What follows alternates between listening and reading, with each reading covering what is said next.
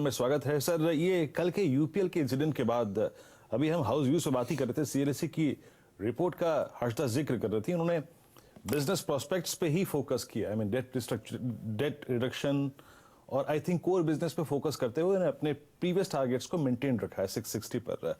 Sir, कल UPL के incident पर, फिर मैनेजमेंट क्लैरिफिकेशन पर आपकी प्रतिक्रिया और इस स्टॉक पे आपकी अप्रोच क्या होगी?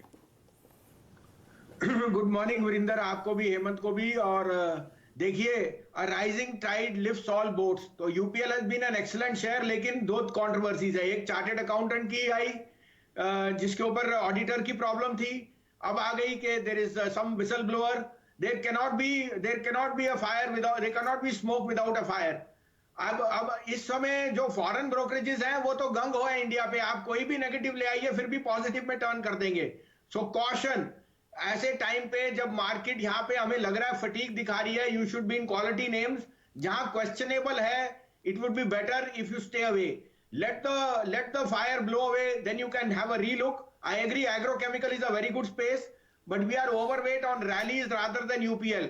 हमें लगता है यहाँ पे ये ओवर इंस्टीट्यूशनल ओन्ड है, and there can be more murky businesses which can come out. I don't stand to be a judge what the right or wrong is, but like I said, I don't want to play at 13 and a half. I'm very cautious on the market. मैं Varinder fearful हूं इस समय, greedy नहीं हूं।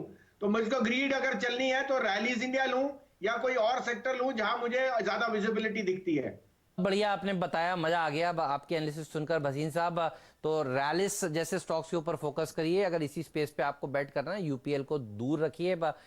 ये राय बिल्कुल clear cut है। अब चलिए, कौन कौन से स्टॉक्स हैं भसीन साहब जो आपको अच्छे लगते हैं इस भाव पर? अपने ट्रेडिंग आइडिया शेयर करिए प्लीज। तो हेमंत जी देखिए, आपके यहाँ मैंने अबाउट एक मंथ पहले आपको बहुत जोर से कहा था यस बैंक 12 रुपए में आपको, मेरे को बहुत पसंद है। 25-30 रुपए 50 रुपए भी हो जाए 2 साल में, कोई बड़ी बात नहीं। अब वो 21 रुपए हो गया। अगर आपने लिया है उस समय तो प्रॉफिट भी बुक कीजिए। जेपी मैंने आपको 2.5-3 पे कहा, अब आज उसकी रीस्ट्रक्चरिंग की बात आ रही है, 7 रुपए हो गया। अगर 10 रुपए जाए तो आपको 3 गुना पैसा हो गया। तो markets are giving you opportunity, but Hemant ji मैं फियरफुल हूं इस समय। मुझे ग्रीड नहीं दिख रही, मुझे फियर दिख रहा है। सेकेंड हाफ ऑफ दिसंबर में एक बहुत बड़ी करेक्शन है जो 700-800 पॉइंट आएगी, उसके बाद हम चेष्टा करेंगे। अभी के लिए मेरे टॉप पिक्स, मेरे कन्विक्शन है जो मैं आपको 3-4 दिन से, 2-3 हफ्ते से कह रहा हूं। Dabur top pick, Nestle, Godrej consumer, Britannia, ITC and McDowell. और ये नाम्स मैंने कंसिस्टेंट रहा हूं, चाहे इन्होंने अंडर परफॉर्म किया है, अब मुझे लगता है इनका आउट परफॉर्मेंस है। Autos, NBFCs and select metals, be careful. तो I am not being a negative person. मैं यही कह रहा हूं कि 13,500 पे कंफर्ट लेवल बहुत कम है।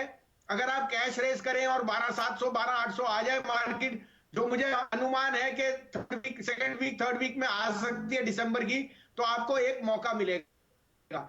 उस दौरान ये कंज्यूमर नेम्स मुझे बहुत बुलिश है और इन पे हमारा ओवरवेट है एज ए डिस्क्लोजर। बहुत सही सर, मजा आ गया आपकी बात सुनकर। तो देखिए, ये कंजम्पशन के बढ़िया स्टॉक्स जिनके ऊपर आपकी नजर होनी चाहिए। मुनाफा वसूल करिए, यस बैंक में बहुत जरूरी है। जेपी इंफ्रा में अगर तेजी करिए तो मुनाफा प्रॉफिट को बांध लीजिए। ये वो मिड कैप्स हैं, अगर करेक्शन आएगा सबसे पहले यही गिरेंगे, आगे सबसे आगे यही होंगे, ध्यान रखिए। इसीलिए आपको भसीन साहब पहले से ही यहाँ पर चेता रहे हैं। बहुत बहुत शुक्रिया।